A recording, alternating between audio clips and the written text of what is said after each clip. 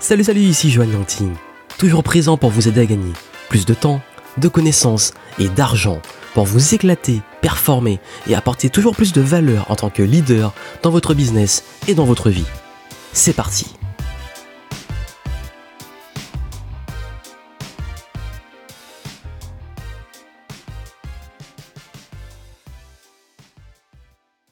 Podcast ultra important d'une erreur très courante que nous faisons tous, et d'ailleurs cette erreur m'a coûté les pires erreurs dans ma vie d'entrepreneur, même dans ma vie personnelle. Chaque décision que j'ai prise en faisant cette erreur m'a coûté énormément. Et quand je dis que c'est une erreur qui freine l'enrichissement, je parle de plusieurs types d'enrichissement. Financier, personnel, donc l'enrichissement dans votre épanouissement, de la connaissance, de tout ce que vous allez apprendre, de vos compétences, dans l'enrichissement relationnel que vous allez entretenir et même sur le plan spirituel. C'est une erreur qui vous fait vraiment royalement prendre des mauvaises décisions. Cette erreur, elle est basée sur nos peurs premières. C'est-à-dire que c'est vraiment une erreur qui est issue de nombreuses peurs. Ça peut être la peur du manque, la peur de la pauvreté, la peur du rejet, la peur de la mort, etc. D'ailleurs, je vous invite très fortement à lire le super livre Plus malin que le diable de Napoleon Hill. Vous avez le livre audio qui est génial, vous avez le livre papier, bref. Ce livre-là, d'ailleurs, je crois que le livre papier est vendu avec le CD. Ce livre, c'est un bijou qui vous parle justement de ces différentes peurs, du manque, de la pauvreté, du rejet, etc. Et d'ailleurs, c'est justement, quand vous faites cette erreur et prenez cette décision, je vais vous dire quelle est cette erreur. D'ailleurs, qu'est-ce que ça vous pousse à faire? Quels sont les symptômes? À ne pas oser. Vous avez envie de quelque chose, vous avez envie d'un changement d'emploi, de vous lancer votre entreprise, d'aller parler à quelqu'un, etc. Et vous n'osez pas, vous lancez pas. Ça crée aussi la peur d'investir, de prendre des risques. Et ça nous amène souvent à prendre la décision la plus sûre, qui est souvent l'inaction. De ne pas suivre sa voie, mais de suivre souvent l'avis des autres, de céder à l'avis des autres, ne pas s'affirmer, ne pas savoir dire non par exemple, ou ne pas savoir s'imposer dans une situation. Et en gros, de subir les courants, les autres, de pas savoir oser, s'imposer et être vraiment leader de ce qui nous arrive. Et du coup, on a tendance à ne pas aller plus loin que le scénario catastrophe qui peut arriver. Et tout ça, c'est lié à une chose. Et cette erreur, c'est quoi? C'est de voir à court terme. Dans notre monde qui va vite, dans notre monde où tout va vite, où l'information va vite, où les relations vont vite, où tout va à la vitesse d'un swipe sur son téléphone, on a la tête dans le guidon. Et du coup, si on me dit non, quelqu'un me dit non, c'est fini, j'abandonne. Un client m'a dit non, j'abandonne. Voilà, j'ai eu un échec relationnel, j'ai rencontré quelqu'un, ça s'est mal passé, voilà, tous les hommes et toutes les femmes sont des connards. J'ai fait une vidéo, elle a pas eu de vues, je suis mauvais, ça ne marchera jamais. J'ai lancé un produit, il se vend pas, je suis une grosse merde, c'est pas fait pour moi. Du coup on abandonne hyper vite, premier truc qu'on fait, ça marche pas, tout de suite on abandonne. Et c'est comme ça en fait que ça fonctionne maintenant. Alors que souvent, et là, c'est au bout de la 90e fois que on va tester 99 fois et c'est la 100e que ça va se débloquer. Et d'ailleurs, je vais donner un exemple très connu qui est celui de J.K. Rowling, l'auteur d'Harry Potter, qui a eu, je crois, une douzaine de refus de son script, qui maintenant est milliardaire. Imaginez si au premier nom, elle avait dit Harry Potter c'est nul, je jette mon script. Et il y a plein d'histoires comme ça, issues de la persévérance. Regardez l'histoire de celui qui a créé KFC, l'histoire même de Steve Jobs, de Michael Jordan, de Oprah Winfrey, toutes les personnes connues maintenant, c'est un enchaînement de galères. Et du coup, si à l'heure actuelle, je sais pas, tu es salarié et que tu n'aimes pas ton job, et que tu te dis, en fait, j'ai pas envie de changer parce que demain je vais galérer, j'aurai pas d'argent, tu vois court terme. Et sur l'échelle d'une vie, est-ce que demain, après-demain, une semaine ou quelques années de travail, c'est si énorme? C'est-à-dire que tu estimes que si tu n'aimes pas ton job, toute ta vie tu vas galérer juste pour survivre. Donc tu vois, à force de voir le court terme plus court terme plus court terme, tu restes tête dans le guidon à survivre. Vraiment, tu vis plus, tu survis. Et tu n'oses pas, par exemple, je vais prendre l'exemple d'entrepreneur. T'as peu de budget et tu te dis, j'investis pas en pub. Je n'ose pas investir en pub. Et j'investis pas dans mon marketing parce que ça coûte cher. Et que je suis pas sûr que si je mets de la pub, je vais être rentable. Et j'investis pas sur les bons outils ou sur la bonne équipe. Tu économises. Et du coup, qu'est-ce qui se passe? bah, comme tu économises sur des leviers, bah, y a pas de résultat. T'as pas de clients, tu ne décolles pas, et puis tu galères. Et du coup, bah, c'est un cercle vicieux.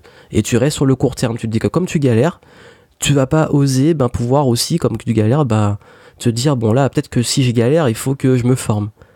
Mais un livre, c'est cher, une formation, c'est cher. Bah, du coup, je vais économiser aussi. Et tu galères encore plus. Et tu vas gratter des réponses à droite à gauche, sur des forums, des trucs gratuits, des ressources gratuites, des vidéos gratuites. Et tu vois que finalement, t'as plein d'infos et c'est dur de tout mixer. Bref, tout ça en fait, c'est à cause de la vision court terme. De focaliser juste sur tout de suite, demain, et agir pour un résultat demain. Et ça crée justement, c'est une peur. C'est une peur. C'est la survie. Notre cerveau, lui, il veut nous garder en vie. Donc tout ce qui est un petit peu risqué ou qui est incertain, parce que c'est dur de se voir très loin, il va nous garder.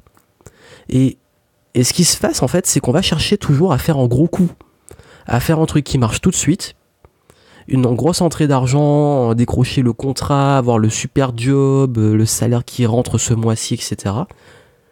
Et du coup, on focalise que sur ça. Mais le problème, il y en a plein, je vais vous l'expliquer. Déjà, si on se voit à long terme, plutôt de développer, plutôt de se dire, je développe des systèmes. Et je développe aussi des compétences. Et je deviens capable de reproduire ce résultat, plutôt que de faire le résultat une fois, un gros coup. Je vais donner un exemple. Si en focalisant tout, je sais pas, quelqu'un, il se dit, je vais lancer, un accompagnement. Et du coup, si j'ai un client, je sais pas, à 1000 euros pour un coaching, je suis content. Et du coup, il va mettre tous ses efforts pour avoir ce client-là. Et une fois qu'il a le client, le truc il est fini, et il se dit, mince, maintenant, il va falloir que j'en ai de clients. Et du coup, il va falloir remettre la pression pour se dire, il va falloir trouver un nouveau client. Et ainsi de suite. Et à chaque fois qu'il y a une rentrée d'argent, on flippe déjà pour la suite pour se dire, est-ce que je vais être capable de le refaire? Ou on crée le système. Et le système, on le teste. C'est-à-dire que, on fait un truc, souvent, par exemple, les tunnels de vente, etc., un truc bien fait. Et on arrive à voir qu'on vend. Et qu'on a un taux de conversion. Mais comme ça dépend pas juste d'une action massive et que c'est un truc qui est mis en place une fois, c'est un système, c'est un process, on se dit, ça a marché. Et si je mets un peu plus de trafic, j'investis un petit peu plus en visibilité, est-ce que ça marche toujours? Oui, super, je balance la sauce. Et du coup, c'est ce qu'on appelle scaler. On passe à une autre échelle, mais on teste au fur et à mesure et ça fonctionne. Et on sait qu'une fois par exemple, en tunnel de vente, ça fonctionne, on sait qu'on détient un système et qu'on détient une source de revenus passifs. Et là, on voit sur le long terme. Et je sais, c'est dur parce que l'instinct de survie, il veut éviter la souffrance, le sacrifice, etc. C'est dur de créer c'est plus facile d'aller chercher quelqu'un et de faire une vente comme ça sur un coaching ou un truc tout de suite, un contrat, que de créer vraiment un système de vente, un produit, etc. Ça demande du temps. Et du coup, qu'est-ce que ça crée? On devient un peu, vous savez, c'est un peu comme quand on est accro au succès. On se dit on a eu un succès et puis on est content, et puis dès qu'on le reproduit on est content, et puis au bout d'un moment quand on l'a pas on souffre. C'est un petit peu, c'est ça, c'est vraiment devenir accro aux satisfactions immédiates, c'est-à-dire à être satisfait à chaque fois qu'on a un petit résultat sur le court terme, mais on voit pas ce qu'on appelle the big picture, la vision macro, le long terme. C'est-à-dire, est-ce que je suis content parce qu'à chaque fois j'ai planté ma tente et du coup ce soir je sais que je vais dormir abrité, mais je ne sais pas demain si je pourrais toujours planter ma tente ou où je serai. Ou alors est-ce que je monte un empire et que je suis j'ai ma grande maison que j'ai montée et je suis à l'abri tout le temps. C'est un petit peu l'image. Et je sais qu'il y a beaucoup de promesses de raccourcis. On veut le résultat vite, c'est humain, comme je l'ai dit, on cherche toujours le court terme. Gagner de l'argent très vite sans rien faire. Voilà. Et finalement, qu'est-ce qui se passe? La plupart des gens qui suivent ces promesses-là, gagner de l'argent très vite sans rien faire, qu'est-ce qui se passe? Deux choses. Soit ils se font arnaquer, soit ils voient finalement que c'est pas si facile. Et du coup, en fait,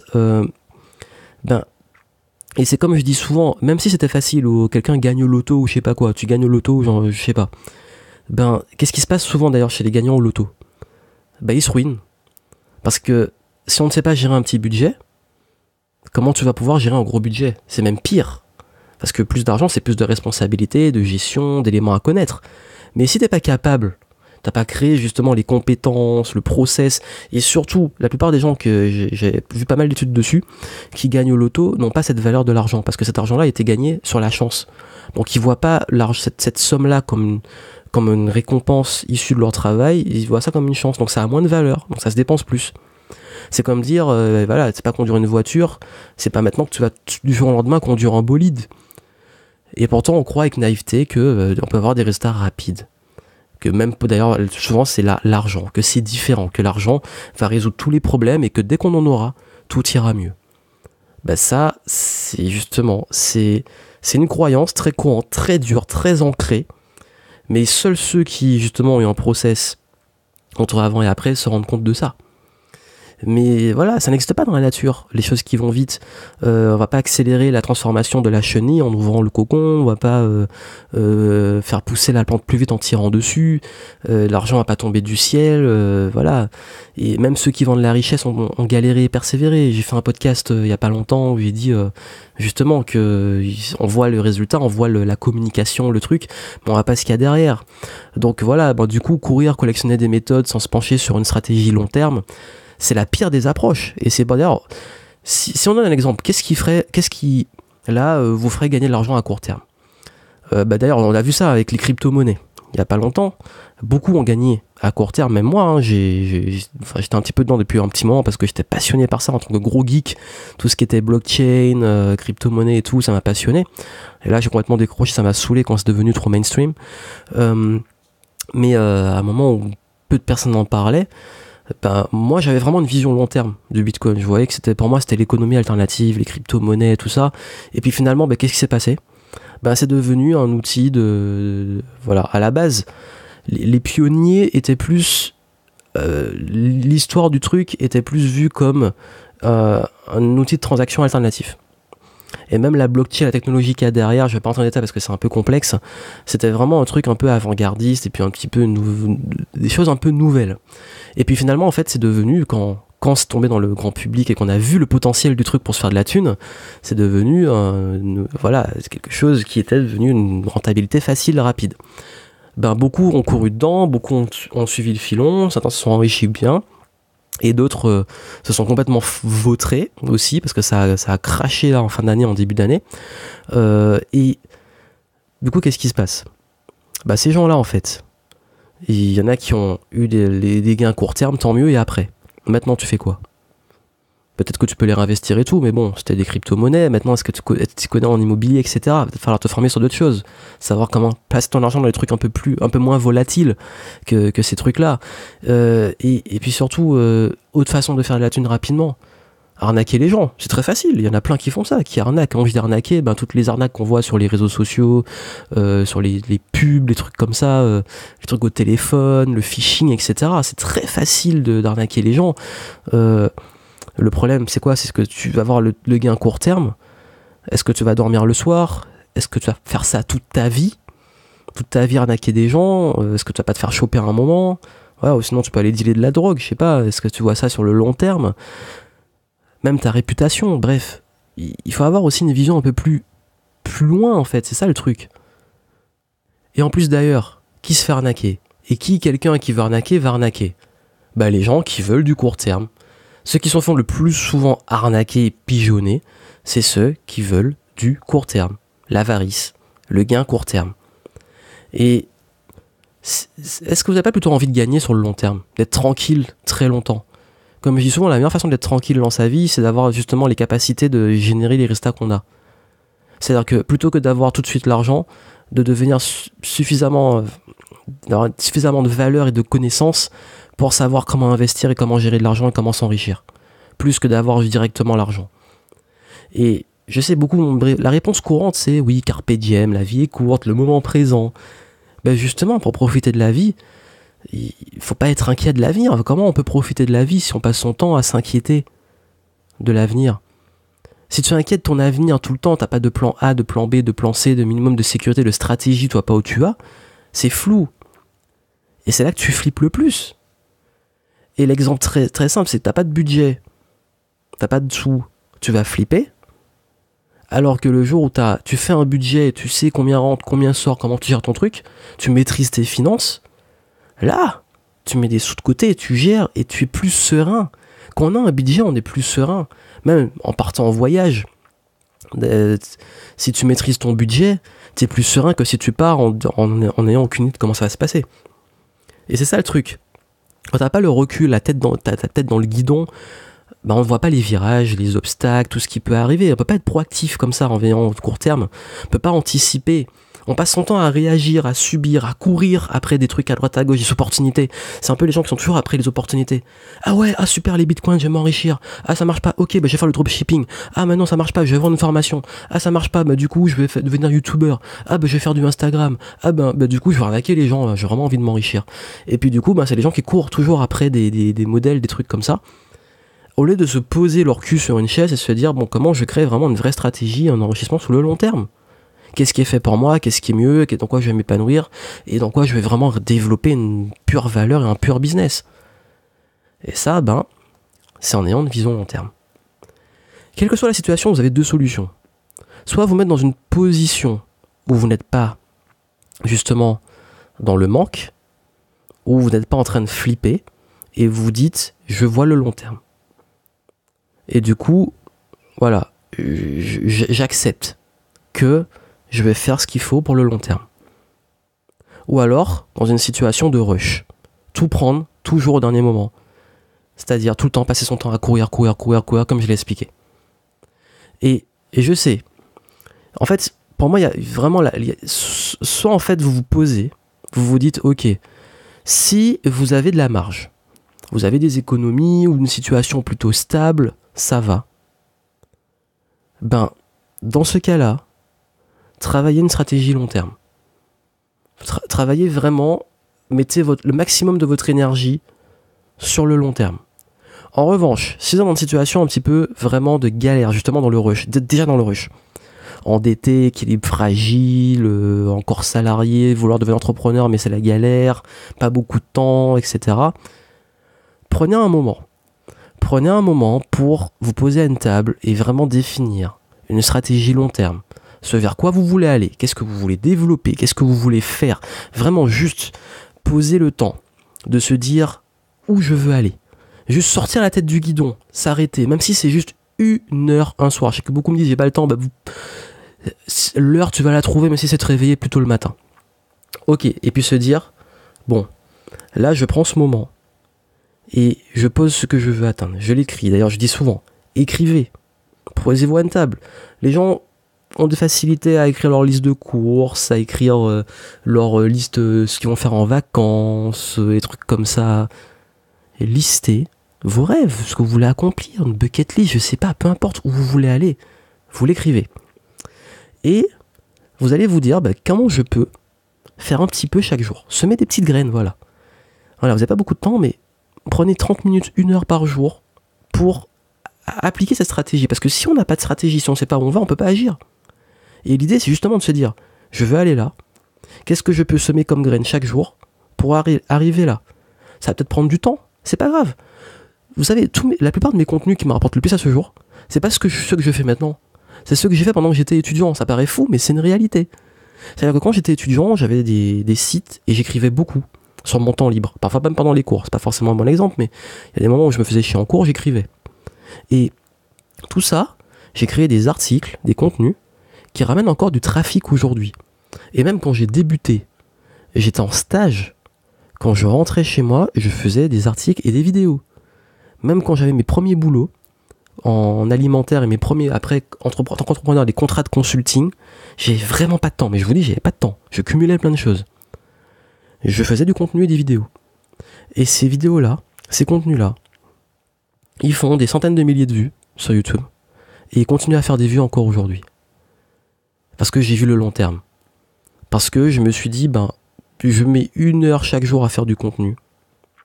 C'est des graines que j'ai semées, je récolte les fruits encore aujourd'hui. Et en fait, c'est pour ça que même aujourd'hui, quand je fais quelque chose, je me dis, qu'est-ce que ça va m'apporter sur le long terme? Est-ce que je suis en train de planter une graine ou est-ce que je suis juste en train de courir pour un résultat court terme, une satisfaction immédiate? Vous savez, j'ai été dans la course à l'entrepreneuriat. Dès que ça marchait pas, il y a une époque où dès que un truc marchait pas, je faisais cette connerie-là, justement. Je disais que j'ai fait beaucoup de conneries à cause de ça.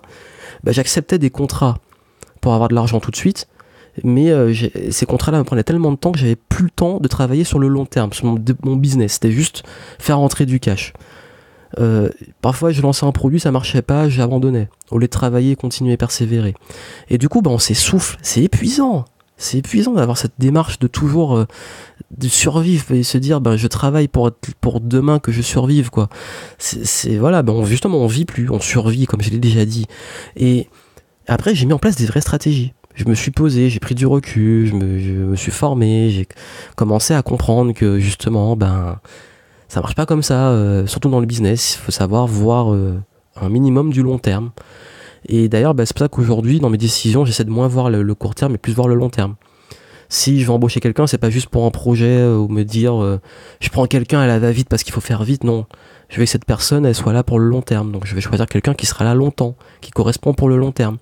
Pareil pour les partenaires, même les clients, même les produits que je vais créer, même les contenus que je crée, plus des trucs intemporels. Et d'ailleurs, si ça vous intéresse de savoir un petit peu quelle stratégie et comment créer justement ces systèmes-là, planter des graines plutôt que de courir après les choses, comment même prédire l'avenir, parce que j'ai commencé cette conférence en disant comment prédire l'avenir, notamment en business. Vous allez sur b2zen.com/scale. Scale, S-C-A-L-E. b2zen.com/scale. Et vous allez voir, je vous montre comment justement scaler un business. Ça veut dire quoi? Comment mettre en place des stratégies pour faire un effet levier d'échelle, pour développer votre activité sans y passer plus de temps. Et je parle de ça, je parle de comment prédire l'avenir, comment développer des systèmes, comment travailler sur son business, non pas dans son business, pas comment ne pas être piégé dans cette course. Parce que qu'est-ce qui se passe? En fait, on dit qu'il faut quitter la rat race, et puis finalement on se met dans une entrepreneur rat race ou millionnaire race, courir après les gains, et au final on se piège dans une nouvelle course qui est aussi épuisante que celle du salariat. Donc c'est dommage. Je ne dis pas qu'il faut faire vite, je dis juste qu'il faut lever la tête du guidon, prendre du recul et voir les décisions qu'on prend plus sur des choses sur le long terme. Voilà, vouloir déménager, se dire est-ce que c'est là que je veux voir pendant longtemps? Je crée mon business, je crée une activité, je crée un produit, un service, est-ce que je le vois se vendre ou le faire longtemps? Voilà, c'est ça en fait la bonne démarche. Et accepter aussi que parfois, justement, le fait de voir long terme fait que sur le court terme, on va peut-être un petit peu plus en chier. Voilà, c'est accepter un petit sacrifice, accepter que il y aura pas les résultats tout de suite, mais que voilà, je travaille dans mon petit jardin, je laboure la terre, j'entretiens les choses, je plante les graines. J'ai pas les fruits tout de suite, mais je sais que je vais les récolter le reste de ma vie. Donc voilà. Comme je dis souvent, on peut prendre son temps. Le but, c'est pas la vitesse, c'est de ce que vous allez mettre en place, mais ne pas perdre votre temps. Et la meilleure façon de perdre du temps, de prendre des mauvaises décisions, de perdre du temps, de l'énergie, de l'argent, de pas se développer, de pas s'enrichir, c'est justement de voir le court terme. Et la meilleure façon de le faire, de travailler sur le long terme, c'est de semer des graines. Plusieurs. Voilà, une par jour s'il le faut, même si c'est une par jour. Mettez-vous un rythme qui correspond à votre rythme actuel, mais voyez le long terme, travaillez pour le long terme, et voilà, vous êtes aux commandes, en fait, c'est ça, vous êtes aux commandes, et c'est comme ça que vous allez créer votre chance, que vous allez créer comme je dis, créer un empire, ne créez pas juste des résultats à court terme, voyez plus loin.